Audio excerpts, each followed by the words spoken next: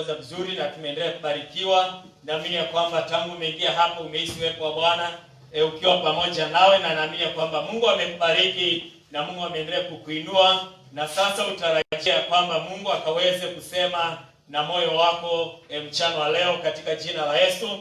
Maana hayo ndio matumaini yetu, ya kwamba tunapomwabudu Bwana na kulitukuza jina lake, ya kwamba Mungu akaseme na mioyo yetu, akaseme na maisha yetu, na Mungu akisema nasi, naamini ya kwamba jawabu la moyo wako ama jibu ama tarajio la moyo wako asubuhi ya leo ama mchana wa leo litapatikana katika jina la Yesu Kristo. Kwa hivyo ningependa uandae moyo wako ili Mungu akaweze kusema na wewe, kwa sababu naamini ya kwamba Mungu amekusudia mema juu ya maisha yako na juu ya kanisa lake asubuhi ya leo, na kwa sababu hiyo basi naamini ya kwamba ataenda kutenda mema katika jina la Yesu. Atatuhudumia, atatubariki na atainua maisha yetu katika jina la Yesu Kristo. Mchana wa leo tuko na mtumishi wa Mungu Pastor Fred, ambaye ndiye ataweza kutuhudumia na kutuletea neno la Bwana, na naamini ya kwamba ukifungua moyo wako basi Mungu atasema nawe katika jina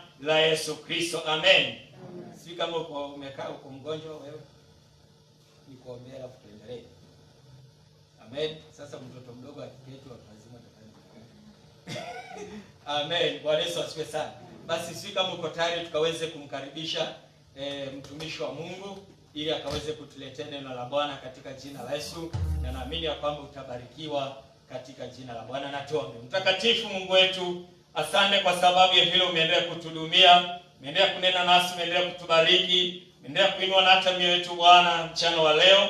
Asante kwa sababu tumekusifu, tumekuabudu, tumehisi ya kwamba Bwana uwepo wako uko pamoja nasi. Bwana umetubariki, umeinua maisha yetu na umesema nasi. Asante kwa ajili ya kipindi hiki tunakwenda kumpokea mtumishi wako, ambaye Bwana umeweka neno lako ndani yake, ili Bwana ukaweze kusema nasi, ukaweze kusema na kanisa lako, ukaweze kusema na mioyo yetu. Bwana, tunapompokea mtumishi wako, naomba ukamtumie kama na vile umekusudia mchana leo katika jina la Yesu Bwana, ya kwamba kila aliyeingia mahali hapa Bwana akahudumiwe na ukaseme naye katika jina la Yesu. Asante kwa ajili Bwana, tunaamini utatubariki, na unapotuhudumia na kutubariki pia Bwana ukambariki mtumishi wako kwa ajili ya utukufu wa jina lako. Naomba roho ya utulivu Bwana na Roho Mtakatifu ukarusaidie kuweza kuyaelewa na kuyafahamu mapenzi ya Mungu makamilifu katika maisha yetu mchana leo. Asante Bwana kwa sababu unatenda. Kwa Yesu Kristo Bwana wetu tumeomba na tumeamini, na kama unaamini sema amen. Amen. Basi Bwana akaweze kubariki sana. Chukue fursa hii kaweze kumkaribisha mchungaji atuletee neno la Bwana katika jina la Yesu. Amen. Amen. Pigia Bwana makofi. Amen. Just give the Lord a mighty hand clap. Amen. I'm Pastor Fred. I love the Lord. He is my Savior. I just traveled yesterday from Mombasa. I live there, but my family is just here with you. So when I come here, this place is home. Amen. Amen. This is my home. But in Mombasa, I left that place. I was just coming to rest. You know, at times when you are in ministry, just give yourself time from the normal, have rest, and allow God to minister to you. But in the process, you never know what God has planned ahead of you. One has to give. Amen. For me, I was coming to rest, just to be fed, but that one changed. Amen. Amen. Along the line, that changed. I had to come and share the good news. One has to give. Amen. Before we go straight away to the word of God, I just want to thank God for his faithfulness and for family that is here. Najua amekuwa kati yenu. I thank God for you being there for them, even at times when I'm far away. It takes the hands of God to have people like you around the family who can advise, care, look after one as if you will. Not being away from your family, it's a challenge. Amen. Amen. But at times, that's what happens in our life. But God is so gracious. All things happen together for good. Now I want us to sing a song, and then you'll hear the word of God. There is a song in my hand. I want us to sing together. Just listen to what he says. And itakuwa vizuri. Amen. Can you play it, my friend? He has done so much for me. Can you? Okay. He has done so much for me. I cannot tell it all.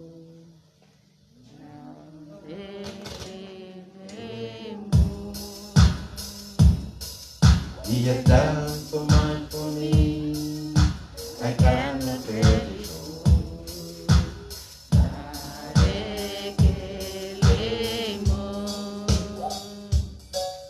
Ametenda mengi kwangu.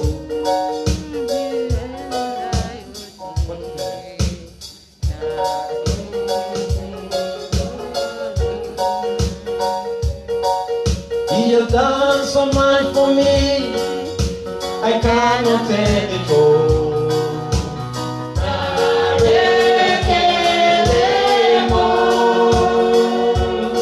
He has done so much for me. I cannot tell it all.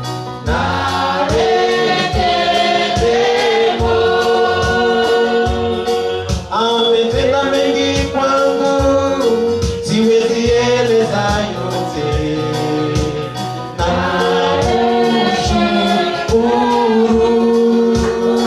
Yesu ametenda mengi kwangu, siwezi eleza yote. Na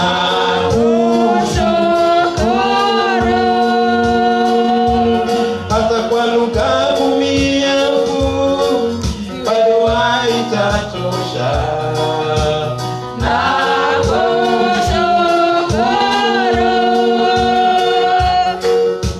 Mungu aliponya, akiponya huponya kabisa.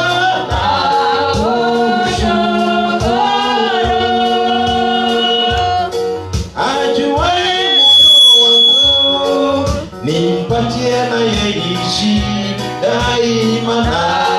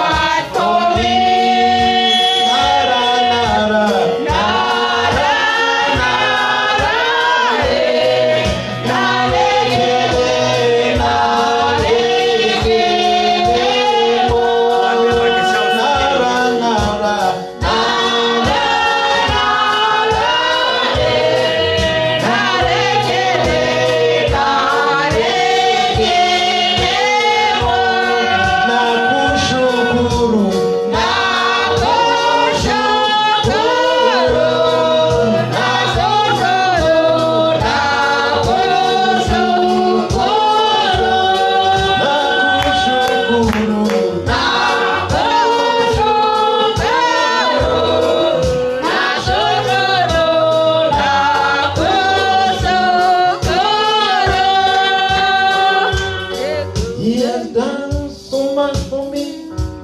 I can't tell it all.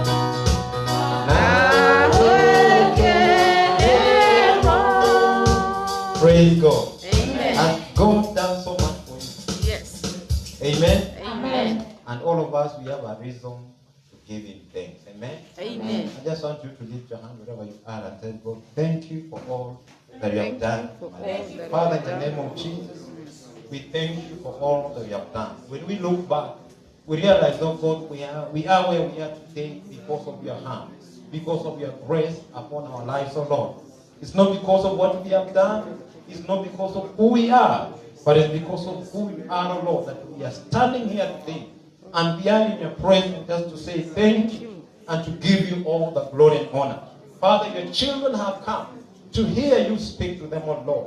Father, I pray today may you minister to us, oh Lord. Speak to our hearts, oh Lord. Speak in our situations, oh God. And we know that, oh God, at the end of it all, our lives will never remain the same. Holy Spirit of God, we welcome you into this place.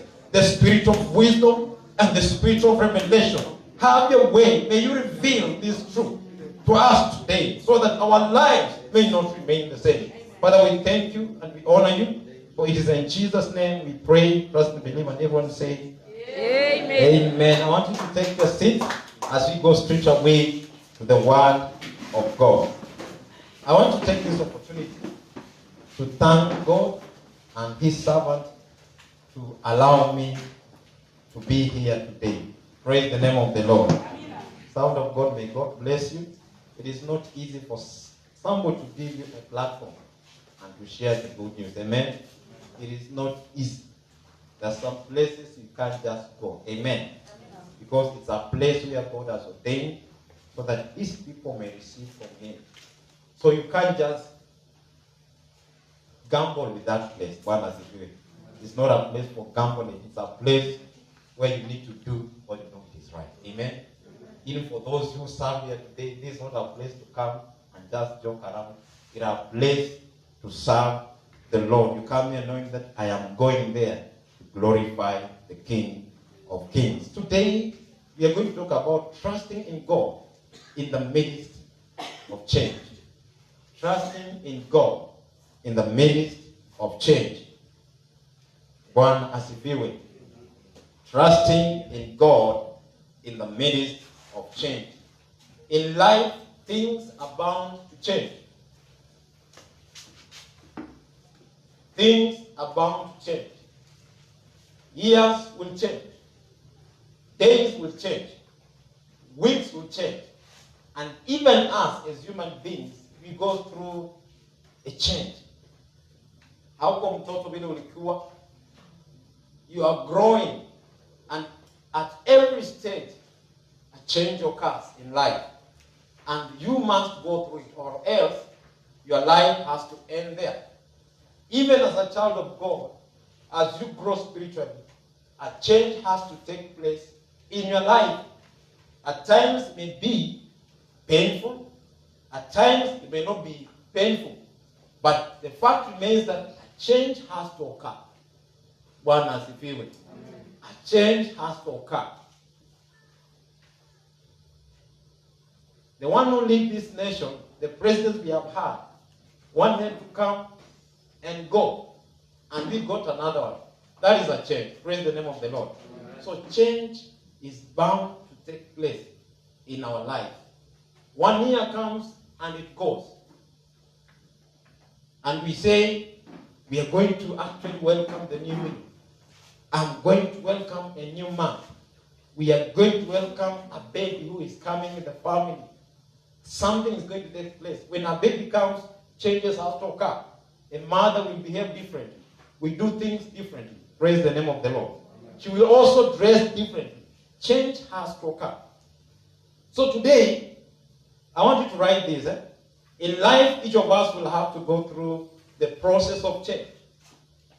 In life, all of us, as children of God, will have to go through the process of change from one level to another.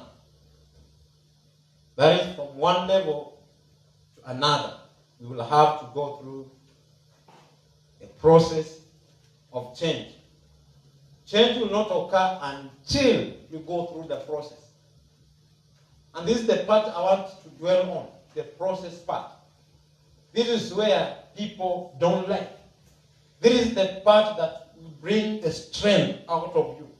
This is the part or the period that will define who you really are. The time that you take for a change to occur. The process. Very important in life. And this is where most of us tend to do what? To evade or to run from. Yet you expect a change. When you look at the theme here, it says the year of a new beginning. You know, there is no new beginning without an end of something. Bwana asifiwe. Amen. Something has to come to an end for you to begin. Amen? Amen. So I want to ask you today, this is the year of new beginning. There are things that are in your life that you know they were not right. that you know they were not taking you to the place where God wants you to be? Have you stopped? There are things in your life, because there is no way you will say, I have a new beginning, if you have not brought to an end, a certain end. It has to come to an end for you to begin. Praise the name of the Lord. Amen.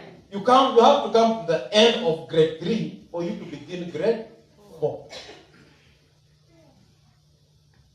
You can't be in grade 3 at the same time you are telling me you are beginning grade 4. It will not happen. So change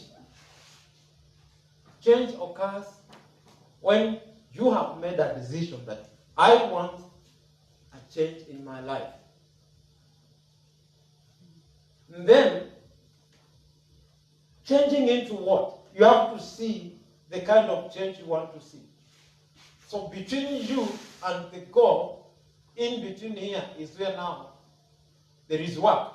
There are things you must do as a child of God for you to achieve that goal.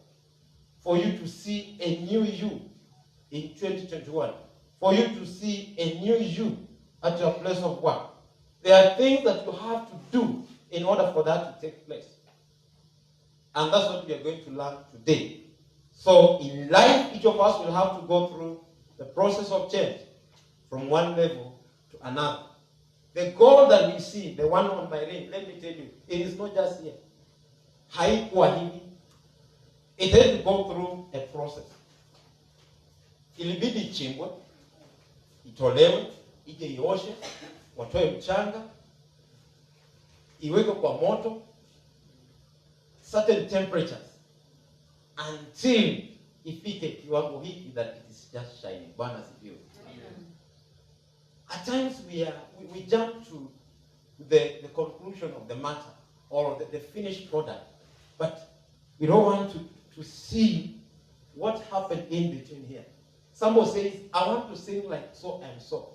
I want to preach like so and so.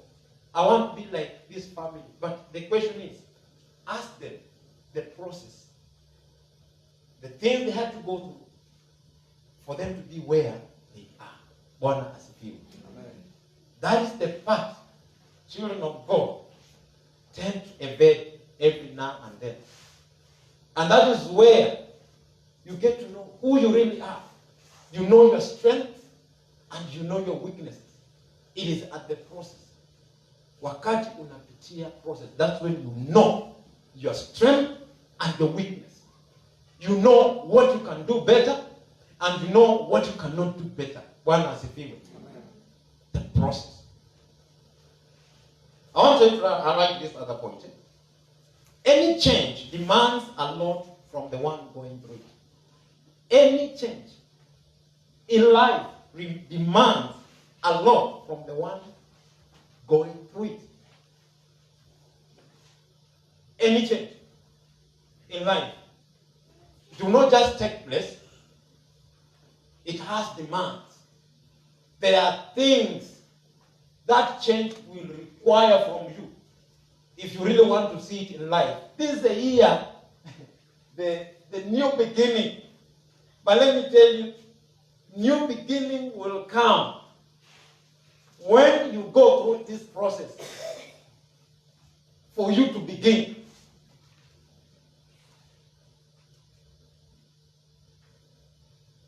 I want us to look at the demands of this change. One is time.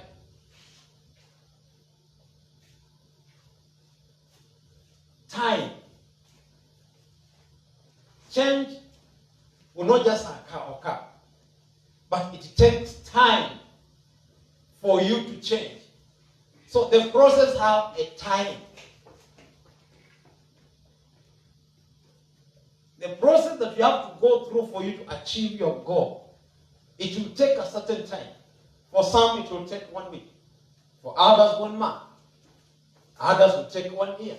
It depends with the goal that you want to attain in life. Change. Mama unataka kuona tofauti kwako nyumbani? There are things that you have to do. It not just happen overnight. No.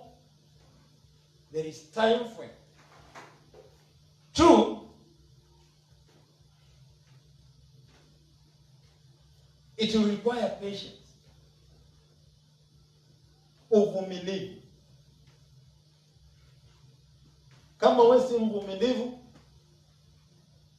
hauna subira, you will not attain your goals. Lazima uwe ni mtu wa subira.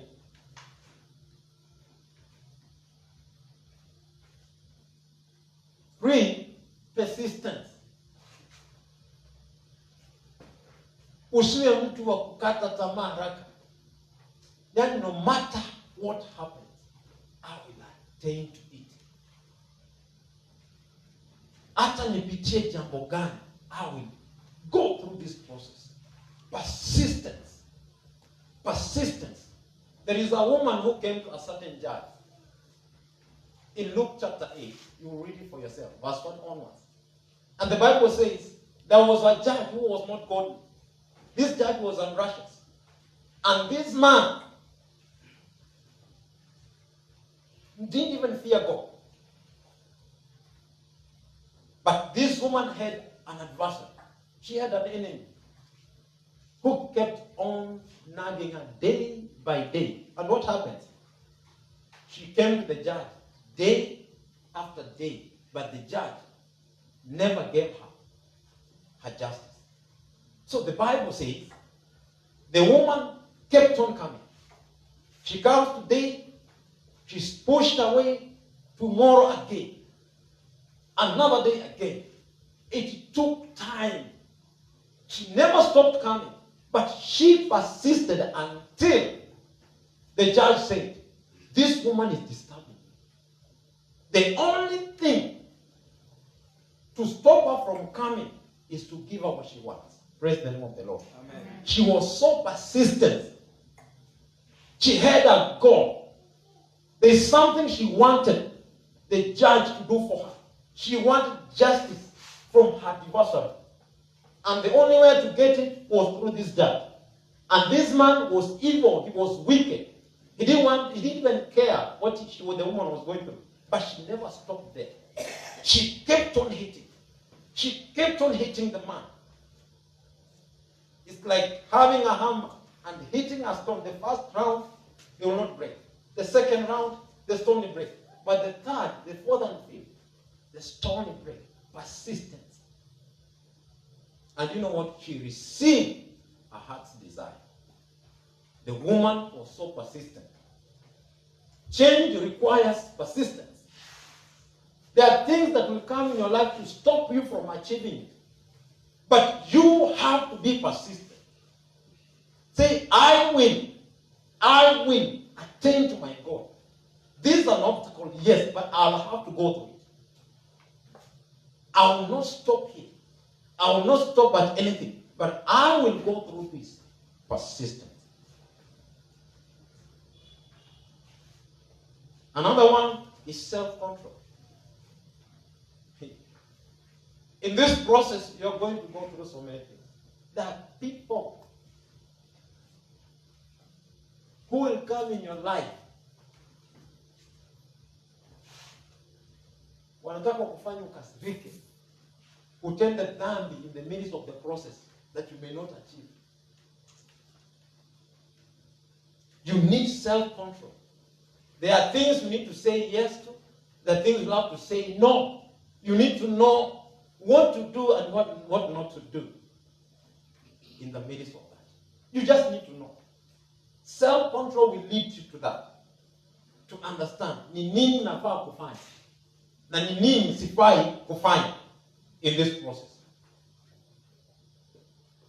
Na kuna hali itakuja katika maisha yako ikusukume kabisa, ikusababisha ukosee ili usiachieve, and that will come from the enemy. The enemy will come to counter you.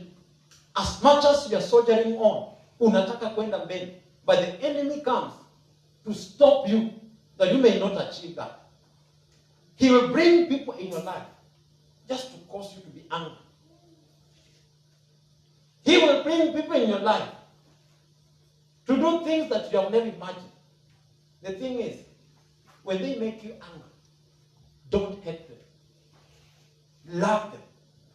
It takes self-control to love these people. Because the normal human being is that you want to revenge. You want to repay evil for evil. But what does God say? Though they have done this to you, do good. Praise the name of the Lord. Amen. That's when you get in Romans. Romans 12:19. Let me confirm. Romans 12:19. Romans 12:19. It says,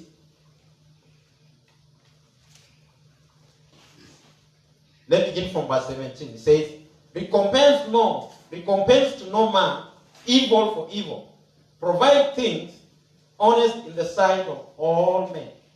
If it be possible, as much as life in you, live peaceable with all men.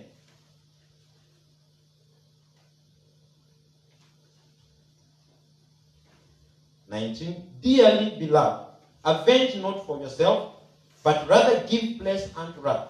For it is written, vengeance is mine, I will repay, says the Lord. Therefore, if thy enemy hunger, feed him. Nani anaweza kupatia adui yake chakula? Takes a big heart. Praise the name of the Lord. This is where self-control is needed. Yaani unataka kupige ngumu, lakini ndani ya moyo wako sasa kwamba mimi ni mtoto wa Mungu. Unajizuia. You do what is good. Bwana asifiwe. Self-control. So there are people who will come, your enemies. You want to achieve this, but they come to cross your line. What do you do when they come? What do you do? A friend of mine at Bless of One said something and it really touched my heart. There's somebody who had his money and he wanted this man to pay him back, but he refused. So this is what happened. The man, one day he was just angered by this young man who just came across him when he really needed this money. And you know what? He just got hold of him. And I was watching, it was like a snake. And he pulled back his right hand. Then he remembered one thing. This is what he said. If it were not for my wife, if it were not for my children, I would have kicked you. If it's to go to prison, let me go to prison. His God was his family. The well-being of his family. Yes, he has pulled back, but he remembered his family. He had a responsibility. There are things he had to achieve for this family. And he said, yes, you have what belongs to me. You have refused to pay me. But let me just leave it at that. Because of there was something that kept him from doing that. He had a God. And that God was his family. Bwana asifiwe.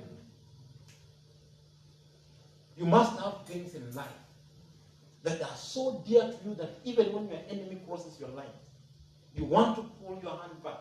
You say no. This is greater than what I'm about to do. So I won't allow this to stop me from achieving. And our place of work, mukipigana, you have gone home. No job. Na ikizidi, mnafukuliwa na polisi. Bwana asifiwe. So you can imagine what is happening. He has no job. He's in prison. And the family is waiting for him back at home. So he said, na likimefika, I wish I could see. Bwana asifiwe. Self-control. At times it may not be easy, but you still have to control yourself. Bwana asifiwe. You will not achieve that goal without it. Another thing I want us to look for is trusting in God in the midst of that change. That's where our theme is. Kumtumainia Bwana in the midst of any change, that process, You just need to trust in God, because things will happen. There are things that will come in your life and you will ask yourself, what is this? God, will I make it? Yes, you will. But when you put your trust in God, Proverbs chapter 3 and verse 5 to 6, the Bible says, trust in the Lord with all your heart. Lean not on your own understanding, but in all your ways acknowledge Him, for He will direct your path. Trust in the Lord with all your heart. In the midst of that change, in that process you're going through, to achieve your goal, put your trust in God. Praise the name of the Lord. Amen. When you put your trust in Him, He says, trust in Him, and then lean not on your own understanding. You know what? Your mind will tell you you will not make it. But when you put your trust in God, He says, you will. Bwana sifiwe. You will achieve. God speaks to you. Your mind tells you, in this situation, you can't make it, brother. This year, it's a new beginning. You want to see new things. Let me tell you, put your trust in God, that I am going to experience this. Bwana sifiwe. Amen. I'm going to see newness in my life. In every area of your life, just put your trust in God. God, things are going to change here. Things are going to change here. I'm going to see a difference in this area. And let me tell you, you will surely win. Bwana sifiwe. At the end of the year, you look back and say, surely, I have seen the goodness of God. I have seen new things happening in my life. But this process, you have to go through it. Remember, every process has a time limit. The patience is needed. Persistence in listening. Self-control. Trusting in God. These things are needed. I want us to go to Isaiah and see what the children of Israel had to go through. I want us to see this now in the Word of God and see what they had to go through and what God said to them. The children of Israel, they were going through a hard time. It was during the time of King Ezekiel and the time of Prophet Isaiah. The king of Assyria had actually troubled Israel. And they had gone through a very hard time. Some of them had given up. To the extent, they wondered if there was God. And these are the questions that these men asked. And God heard them. So God sent His servant Isaiah to these people. And this is what actually God is telling them. Let's begin from verse 27. Let me read from New Living Translation. I think it will bring it clearly. From verse 27, the Bible says, why say, let me read New, O Israel, how can you say, the Lord does not see you, your troubles? How can you say, God refuses to hear your case? How can you say? These men had gone through a challenge of life.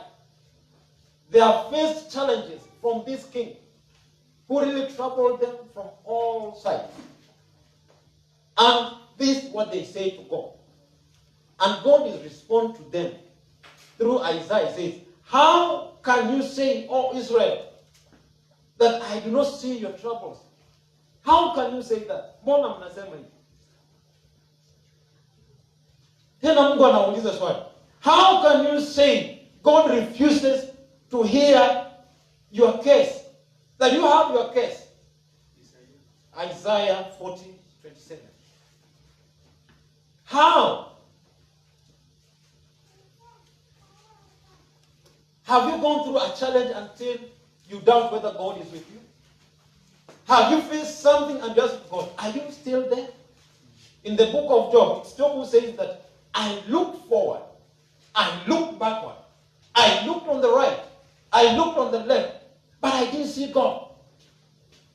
But one thing Job said, yes, I have looked all these sides, but one thing has remained is this: I will not depart from His ways. He remained faithful to God. He was so persistent in the things of God. he kept on trusting in this God. Bwana asifiwe.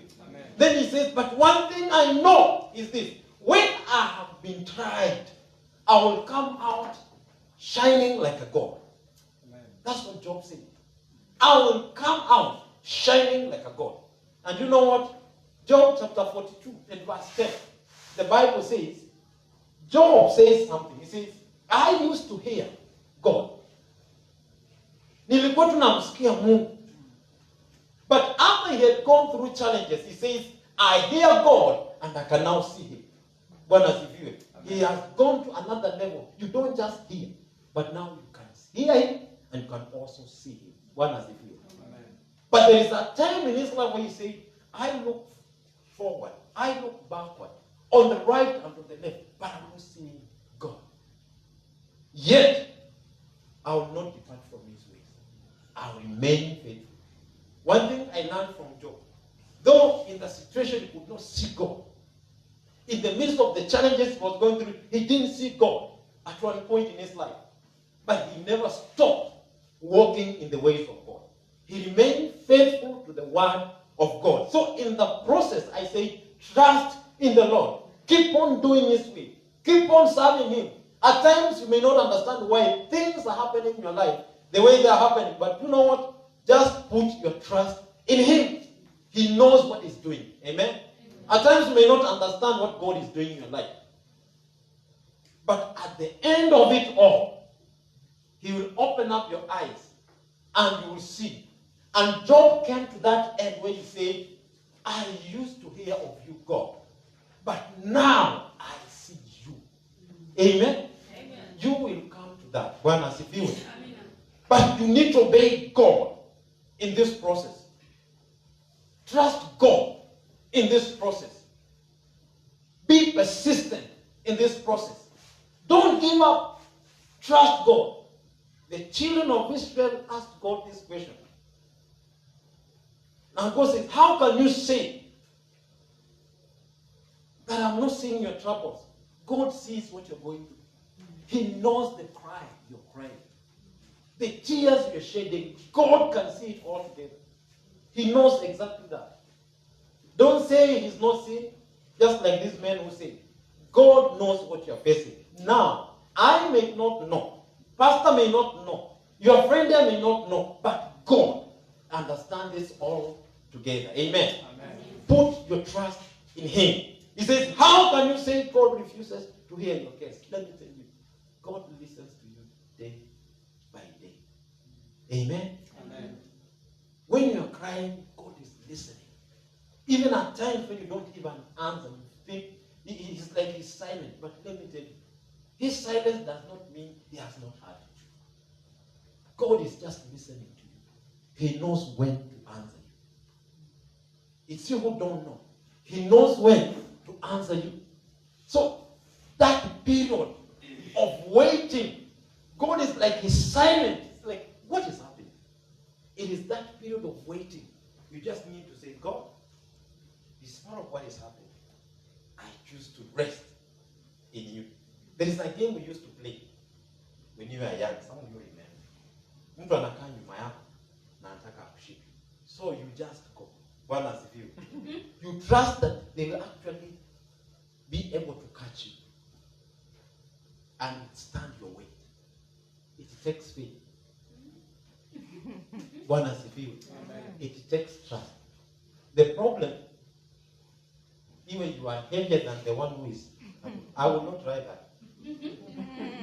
I must know that you can hold my weight. Bwana asifiwe. So do you trust God that he can carry you in his hands? Do you? In that challenge, you choose God. Yes, I don't understand what is happening, but I choose to just to surrender to you. You need to go to that where you say, God, sijui nini nafanyika, but I have faith in you. Amen. That you will still get hold of my hand. You will not let me succumb to this situation. You will deliver me at the end of the day. Bwana asifiwe. Trusting God. Even know what they do? Hey, some of them when you hear them, huwa anaomba tu hiyo parachuti ifunguke. Isipofunguka, they know what will happen. Watakuja hapa chini. Bwana asifiwe. Isipofunguka. So when they go up there, they make sure, is this bag okay? Ya kwamba nikivuta itafunguka. It takes faith. So if these men can trust in a parachute, in that bag they are carrying, ya kwamba itafunguka. What about God that we serve? Can we put our trust in Him? Even in the midst of that challenge that you don't have answers to it. I've come to tell you, trust God. Amen? Amen. I came to a point in my life when I didn't understand where I was coming from and where I was going. Because, and I asked God this question, God, why have you allowed me to go through this? He's just stopped me there. He said, don't ask me why questions. Ask me this question. What am I teaching you in this? Amen? At times, during the time I process, there are things God is teaching you. You just need to be attentive to Him. There is a voice that you hear in the midst of those challenges. And that voice, you'll be able to hear it when your heart is focused on Him. When your heart still meditates upon His word. When you are still given to prayer and not focusing on the challenges you're going through. But you change your focus, you shift it, and just behold God. Mungu in the midst of all this, ni wewe nimekuangalia. Ni wewe nimekutegemea. These men walikuwa na mzee maswali. Mungu hata usikii. I want us to go down. 28. Have you never heard? That's now listen to what God is telling the children of Israel. And He's telling you today. Ni mimi na wewe tunaambiwa leo kwamba have you never heard or understood? Don't you know that the Lord is the everlasting God, the creator of all the earth? He never grows faint or weary. No one can measure the depth of His understanding. Have you never heard or understood? Haujasikia na haujafahamu. Hilo ni swali. Don't you know that the Lord is the everlasting God? Don't you know that? We don't just serve any God. We serve an everlasting God. We serve the creator of heaven and earth. Bwana asifiwe. We serve the King of glory. That's the God we serve. With Him all things are possible. There is no impossibilities with God. All things are possible. And the God we serve, the Bible says, He does not faint. You can faint. God never faints. You can get tired. God never gets tired. So you can trust Him. Even when you're tired, you can still put your trust in Him. Even at a point where you're fainted, still put your trust in Him because He never faints. So you have an anchor, a sure anchor that you can hold on. Praise the name of the Lord. Amen. Men will faint if you put your trust in man. Let me tell you, at one point you'll want them. Na utapata wameanguka. Yet you're putting your trust in men. Stop putting your trust in men. Be it at a place of what? Don't put your trust in men. Trust in the Lord. Those men are there. Yes, to be colleagues, to be friends. But you know what? Don't put your life in their hands. Ya kwamba kama sio wao, wewe ungekuwa mahali ulipo. My friend, trust in the Lord. Trust in the Lord. He says down there, verse 29, He gives power to those who are tired. He Himself never gets tired. But those who get tired, God empowers them. And that is in the process. The process of change, unachoka. Unachoka kabisa na shida. Mungu, hata katika maombi, unachoka. Kusoma neno za zingine, hauwezi soma. Unasikia umechoka. He gives power. He strengthens us, even at that point. Praise the name of the Lord. Amen. This is the God we serve, a great God. Even in the midst of all those challenges, He's there to strengthen us. And that's what Paul says. Paul says, I know what it means to have much. I know what it means to have little. I know what it means to have to be full and even to go hungry. I know. But he said one thing, but I have learned a lesson. Whether I have or I don't have, there is a lesson I've learned. That I can do all things through Christ who strengthens me. Amen? Amen. He learned a lesson that in the midst of all these things, there is a lesson that he learned. That he was only able to do things, all things, through Christ who strengthened me. When I am full, he says, it is Christ who strengthens me. When I am not full, he says, it is Christ who strengthens me. We learned that lesson. Today I am walking Christ. There is a time I could not walk. I was on a sick bed. Nilikuwa nashikilia huyu mkono. That's when I realized, yani walking is a gift. Bwana asifiwe. Amen. Hey, walking is a gift. Someone told me just the other day, a friend of mine, a colleague of mine, he said, I'm telling you, nilikuja nikagundua bwana, appetite ni gift. Naambia kwa nini? Unajua, mtu ambaye anampenda Mungu, kuna vitu ataona ambavyo watu wengine hawaoni. Wengine watakosa appetite lakini hawatapata ufunuo. Huyo mtu aligundua friend. Hizi siku zote kumbe hii appetite imekuwa ni gift. I thought it's just normal. It is not normal. It's by the grace of God. Amen. Bwana asifiwe. Amen. There are things that we do, we think they are normal. Kosa siku moja. Tutajua it is not normal. Amen. Amen. He goes on to say, He gives power to those who are tired and worn out. He offers strength to the weak. Are you weak?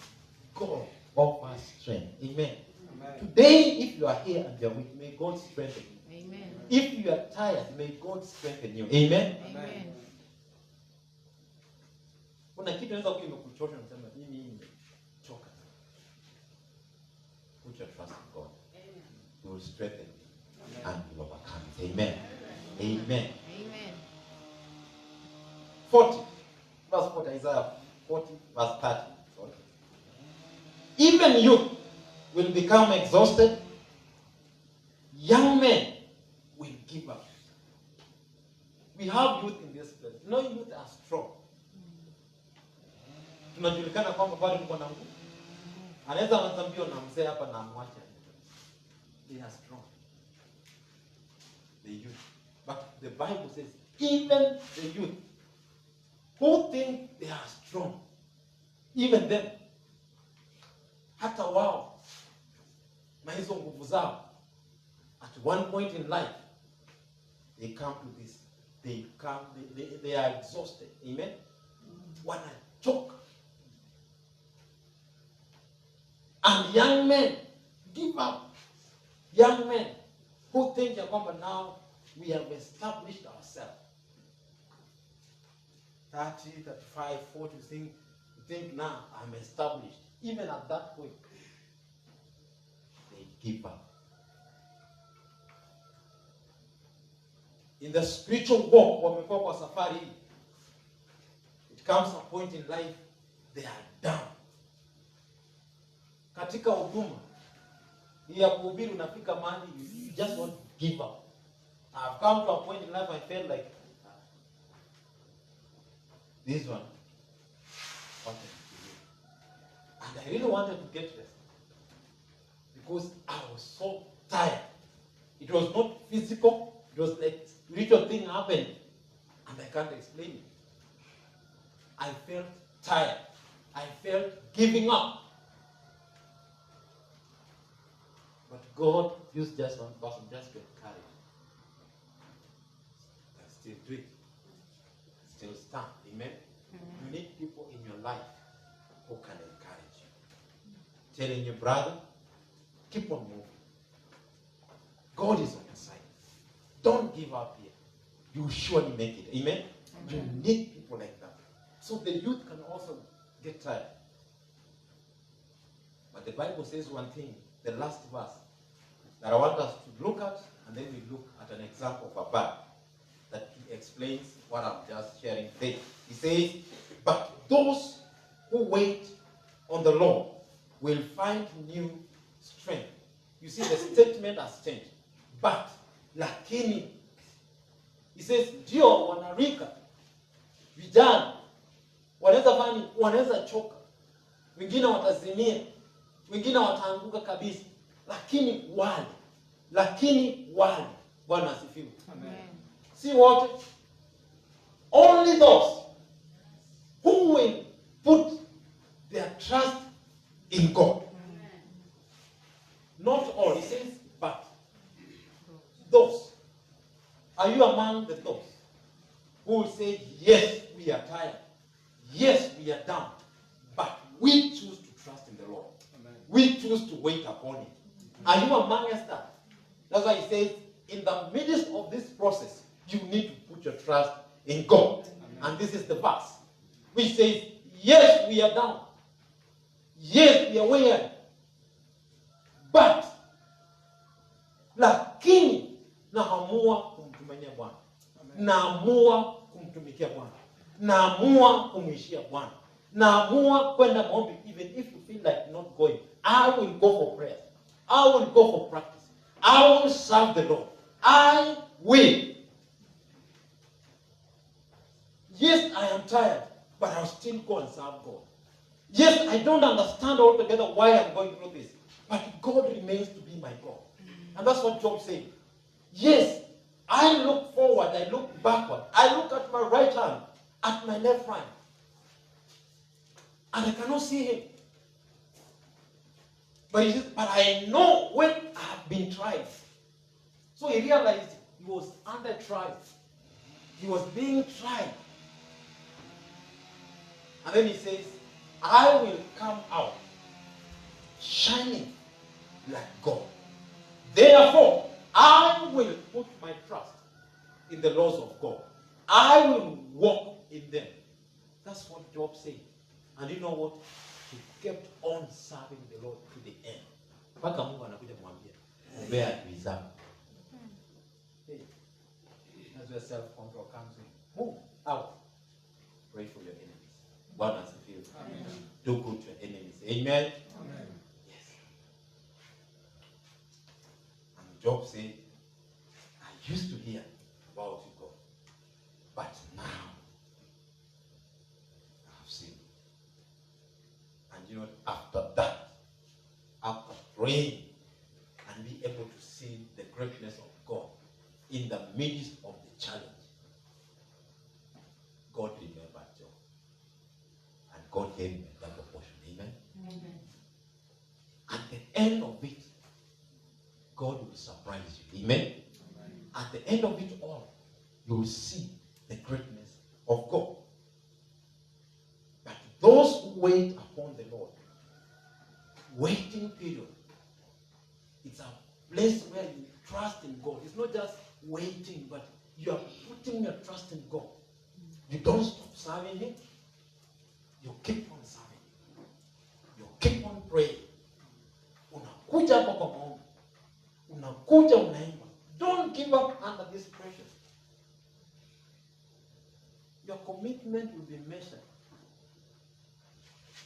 when challenges comes in life.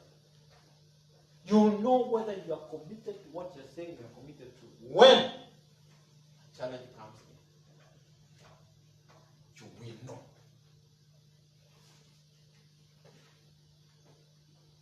He says, those who will wait, something will happen to them.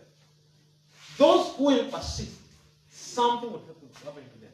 Those who will be patient, it is at this period of waiting, you are patient enough. You are persistent in the things of God. You are serving Him, walking in His ways. It is these people who have made that decision to trust God in the midst of what they are going through.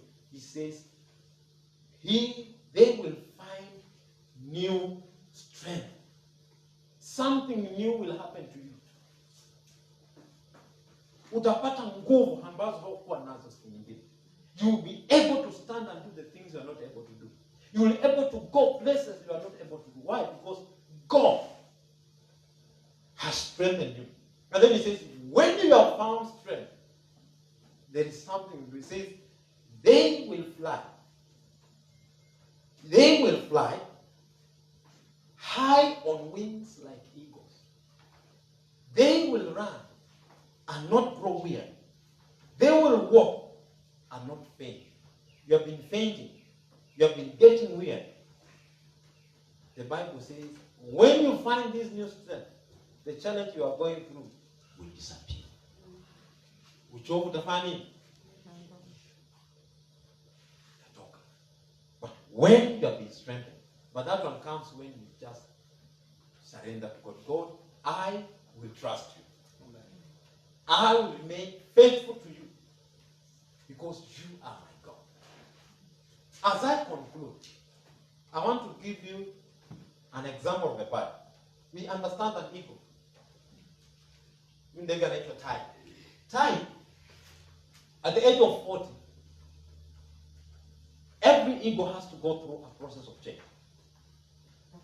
It has to change. At 40, things are happening to this bird. It's only the bird that makes it, that survives the process, that will be able to live up to 70 years from age 40. But the bird that will not stand the process, die. So it's that critical. Process is something that will work for you to go to the next level. But you have to be persistent. You have to stand firm. You have to decide, I will move forward. I will not look back. You have to. That's when you say, if I die, let me die. But God, I put my trust in this. I will arrive where you want me to be. I will be there with the glory and honor of your name. So this bird comes to this point in life. At age 40, it has to go through this process for 5 months. That's 150 days. 5 good months, and it has to go through this process. This when now the beak is too, it's long, too long for it to do what? To grab any flesh and to eat. It cannot.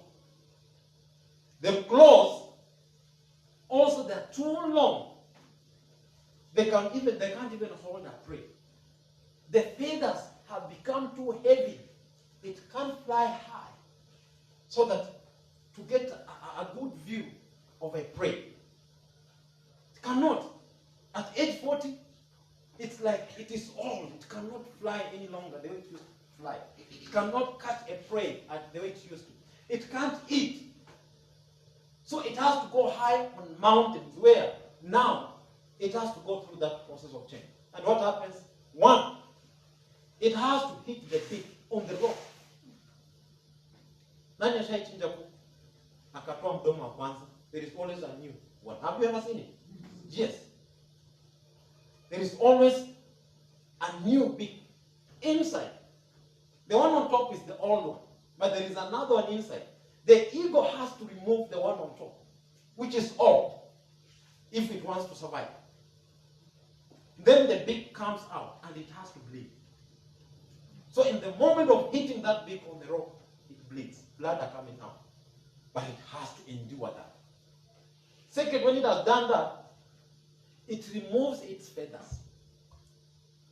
The old feathers, all of them, until it remains like a small chick. No feathers to fly. When it removes it, you know what happens? It is bleeding. A painful experience. Losing blood. Then it goes to the claws. It has to use now the beak that is now new and fresh to remove the claws and remain with the new ones. Then it stays there until now the feathers are grown again. The claws are grown again. And during that process, it sheds weight like you have never imagined. It's like it is fasting. And during that time, other eagles comes to feed it. It brings meat on top of that mountain, just to help it through the process. We need people, when we are going through things, you need people you can count on. You need people who can hold your hand in the middle of that process. You don't need people who will crush you the more. You need people who will support you. Say, you know, brother, you can make it. That's what those other eagles will do. And at the end of it all, it begins to fly again. And it can live up to another 30 years, making it 70. Has to go through the process. Then it renews its strength. And that's what the Bible has used the example of an eagle down there, that then you will fly on wings like eagles. One as few.